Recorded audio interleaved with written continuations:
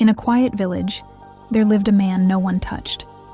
Not because he was dangerous, but because he was forgotten. Once, he had a name, Daniel. But over time, he became only a shadow, an outcast.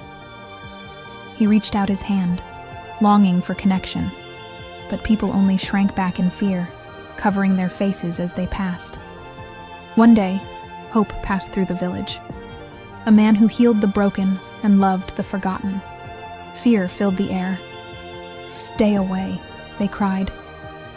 But for the first time, someone did not turn away. And then something no one expected happened. He touched him. In that moment, his body was healed. But more than that, his heart was restored.